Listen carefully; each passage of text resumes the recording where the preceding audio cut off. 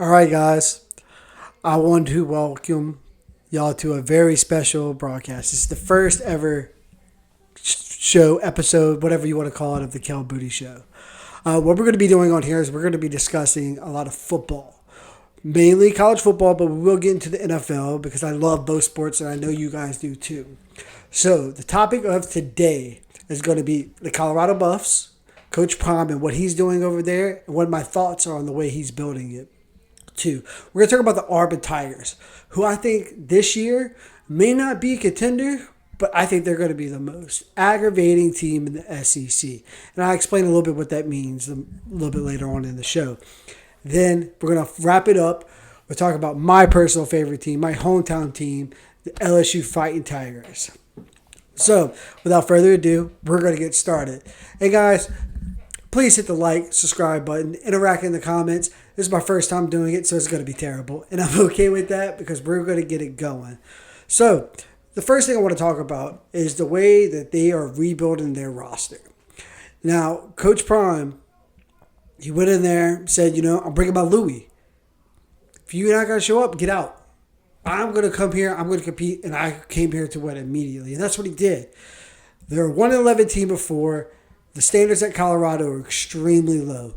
He sold out the spring game. He's bringing in 5-star, 4-star recruits out of high school. Now, their transfer ranking may not be as high as their ranking coming out of high school, but that doesn't always tell the story. Because you have some of these guys who, were 4-star guys coming out of high school that did not get a chance to play or show their ability thus far. Now they're coming into a Pac-12 who, top to bottom, is not a very strong conference whatsoever. So I think they're going to do well. My biggest issue is how fast is Coach Prime going to be able to get this team together? Like, how quick are they going to be able to trust each other and flow together? Now, they're going to be able to compete with most teams with the skill positions. You got Travis Hunter. You got the number one cornerback coming out of high school. And Cormier, I probably butchered his name. I'm terrible with names, but we're going to work on that.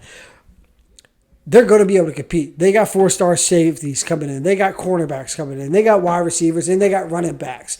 They started getting the defensive line and offensive line together. One big person on here that I think is going to be a big difference maker is the edge Smalls coming out of Washington. He was a 5-star recruit, one of the highest rated recruits coming. I think one of the highest rated recruits that the College of Washington has ever received.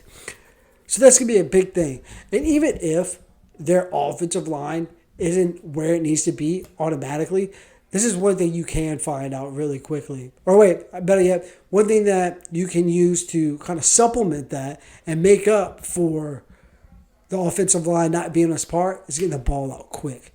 Getting the ball into your playmakers' hands and making something out of nothing. And they have playmakers. They're going to do well in that category. Now, I don't know how many wins they're going to get or how good of a season they're going to have. Vegas right now has them at a 3.5 wins. I'll take that bet. I think they win 4 games. I think they do slip up a couple games. I think they beat Nebraska. I think they'll be fine. But we have to manage expectations of what a good season is for Colorado. Coach Prime's came in there. He's done a lot of good things. He's pissed a lot of people off. If you don't like it, oh well. This the way that Colorado's paying him to run his program. I don't necessarily agree with everything he does, but hey, he's doing what he's doing. He brought a Jackson State team that was virtually nothing into one of the best HBU teams we've seen in a long, long, long time. Now, enough with the Jackson State. We're going to move on to the Auburn Tigers, who I am fascinated by. Now, me growing up an LSU fan, I have this kind of when it comes to Auburn. We kind of don't like each other too much. But I respect the hell out of them.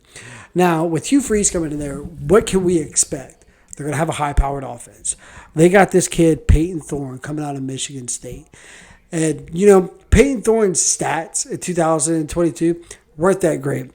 He had 2,600 passing yards, 19 touchdowns, 11 interceptions, and had a QBR 131. I mean, it's not bad. It's average. I mean, you're not going to win many games in SEC playing like that.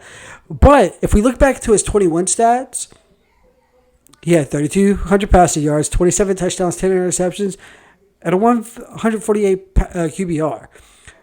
Now, that's 10 points away from being a perfect QBR at 158.3. What was the big difference? Why was he able to perform so well with the same offensive coordinator versus the last season? And it's because of one player, Kenneth Walker. Kenneth Walker gave them a dominant rushing game. So what does that tell you? That if Auburn's able to run the ball, which they will, Auburn's a hard-nosed team. If they're able to run the ball, he's going to be good. I mean, you got Coy Moore there, who I think is one of the biggest winners when it comes to this. Coy Moore, when he was at LSU, I thought he did phenomenal his freshman year.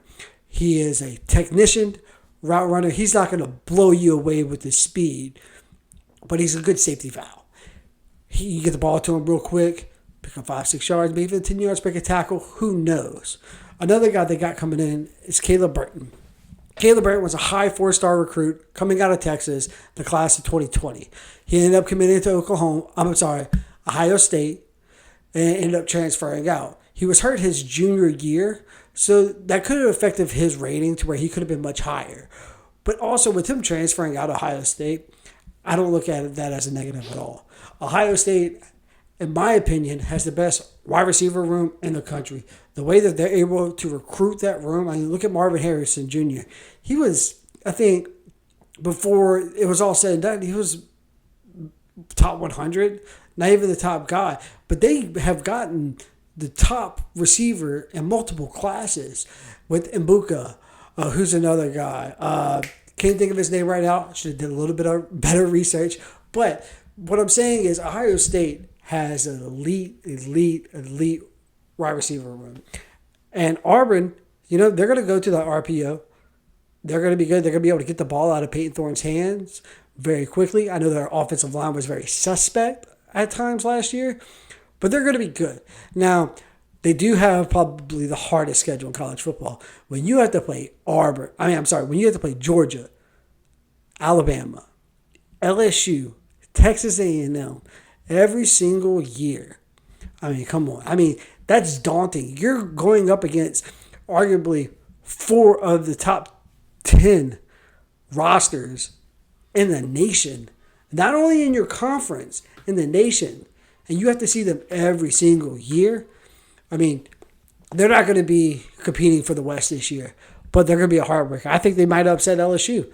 I think they may give Georgia a scare for the money, depending on how their quarterback situation pans out, which I still think they'll be fine. They have an offensive coordinator over there, which, he hasn't done great at his last couple stops, but we'll see how it goes. Now, another person on Auburn who I am so upset that transferred from LSU is Mario Tolan. And when I tell you this dude is a dude, every time that he got into the game as a freshman, he was behind Greg Penn. He was always around the ball. There wasn't a play that Mario Tolan was in where he wasn't there. He didn't necessarily make every tackle. And not making every tackle is not the worst thing. The point is that you're there, you're a part of everything, and you're game tackling when you need to be. He's super athletic. I'm so upset that he transferred from LSU, but he saw the writing on the wall. He knew that Harold Perkins was going to be moving inside. And a lot of people are comparing Harold Perkins to the Devin White, saying he's the next Devin White. I don't think so. They're not the same player, but we'll get to that a little bit more. Another big winner from the Peyton Thorne transfer is Robbie Ashford. Robbie Ashford is a freak. His athletic ability is uncanny.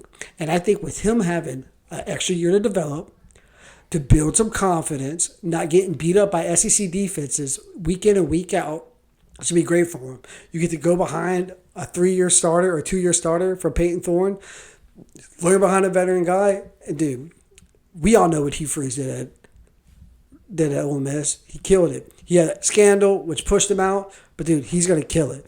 And another thing that's going to help out Peyton Thorne and this offense is the RPO that they're going to run at Auburn.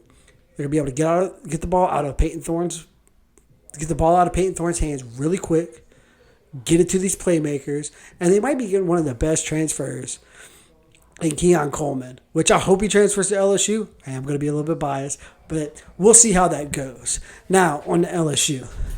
I have a lot of concerns about LSU this year. Everybody's hyping them up, and rightfully so. But what are we going to do about safety? What is LSU going to do about safety? You have Greg Brooks, who's a good player, but he misses a lot of tackles. He takes bad angles. Same thing with Major Burns. Excellent player. Communicates so well, gets everybody aligned, gets them where they want to be, but he's always hurt. And you know the best ability in football is availability. If you're not on the field, then what good are you? I mean, when this kid was coming out of high school, I remember Ryan Clark saying that he was going to be the next great DB coming out of LSU. He ended up going to Georgia, transferred out, came back home. But we're going to have to see something from him. He had the neck injury last year, which hopefully he's okay and he can compete at a high level. But we'll see. If he can stay on the field and he can elevate his game a little bit, that safety room may be good. We may be straight there. Now, another thing is Sage Ryan. Will this finally be the year that Sage Ryan steps up and does what he was recruited to do? He was a highly touted 5-star coming out of Lafayette. Everybody wanted him, especially Bama. It was a real close race towards the end with LSU and Alabama. But he ended up coming to LSU. He had the family ties with Kevin Falk. But he's never lived up to the bill. I have a good source who thinks that he's playing the wrong position, that he should be playing running back, that he would be a better running back, and he would kill it at running back, but he wanted to play DB. That's his position, so on and so be it. Now, I want to talk about one safety that's there that's going to be able to play quarterback, nickel, safety, the freshman, Javion Toviano. And I may have butchered that name. Look, it's going to happen plenty more. I apologize. But look, we're going to grow. We're going to get better together. He's coming out of spring camp, and Coach Kelly's raving about him.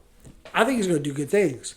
Now, we do have to manage our expectations with a freshman, but I think he's going to see the field very early and very often because of his playmaking ability, his versatility. Now, I do think that go next year, when I think LSU is going to be their best, I think he's going to be a lights-out player. Lights out. Now, I do want to talk about the quarterback room a little bit, and I'm going to tell y'all who y'all need to watch out for. And everybody's talking about all the transfers that came in. Deuce Chestnut, J.K. Johnson, Zy Alexander. You got Denver Harris. All good. Denver Harris, I think he's going to struggle a little bit this year because they're trying to teach him a new thing at quarterback, and that's play zone. He's always been so athletic and so good at just locking people down man to man. They just put him on the island over there. That's great to have. That's really great to have, but that's not really LSU's scheme, and so he's learning that. But this dude, Terrence Welsh, when I tell you he got that dog in him, he got that dog. When I watched him at the spring game, one thing that he did that I loved and also concerned me a little bit, anytime he's physical. Anytime he's on a receiver, he's on that hip pocket. He's in good position. But with him being so physical and aggressive, he will get pass interference. He will move the chains for the other teams. Now, how much? We'll wait and see. I think he's going to do great. I think he's going to be the future at that position. Now, Harold Perkins, arguably one of the best defensive players, if not one of the best college players in college right now. He's switching positions. No longer is he just being asked to go rush the quarterback, be the most athletic guy, and make a play. Now he's asking to play inside linebacker. Do I think he could be a really good inside linebacker? Yes. Do I think with him playing that position, he's going to be as productive as he was last year? No. And people got to understand that. He's playing a different position. He's going to kill it running through that A gap. He's going to give quarterback pressure. He's going to be good in covering. I want to see what he does for the run defense. He's not Devin White that everybody's making him out to be. He's not that type of player. He projects more towards a Patrick Queen type of player, that athletic, rangy linebacker. Now, he could develop into that. I have all the faith in him. But the way his body's built right now, You think he's going to be able to take on a 300-pound guard? I don't think so. I think he's going to struggle with that. But I think he will overcome and adapt. But how long in the season is that going to take him? How long will that take? Now, I think the biggest and most important and under the radar position on the defensive side for LSU to be successful this year is going to be the end position. How well does Savion Jones and Quincy Wiggin do this year? Are they able to get consistent pressure and be where you need to be? Now, Savion Jones, he's just like DeMario Tolan. He was always by the ball. Every time a play was happening, he may not have been making the play, but he was there. Say if the tackle would have been broken, boom, he's there. He's helping gain tackle. He's doing all these things. But how much are they going to step up? Because this is what's going to happen. When someone goes to play LSU, they're going to be talking about the defense. They're going to circle number 4. They're going to circle big number 0, Mason Smith. They're going to circle. Wow, I'm drawing a blank. What's his name? Makai Wingo. Your 2 All-Americans up front. Those 2 guys are going to be a focal point. Mason Smith is going to get double teamed. Makai Wingo has a great chance to get double teamed too. That means that you're going to be on an island. You have to capitalize. If y'all 2 do well and y'all are able to get production from that side to where teams can't double team Mason Smith and Makai Wingo, we're golden. LSU, the sky's the limit. The sky is the limit. Well, guys, this concludes the first episode. I know I messed up a lot in it. It's okay. We're here to learn. We're here to grow together. Please, if you like the content, if you like what I'm saying, hit the like, hit the subscribe button. Put stuff in the comments. I love to interact with you. Help me become better so I can give you better content and we can grow together. Thank y'all. Y'all have a good day.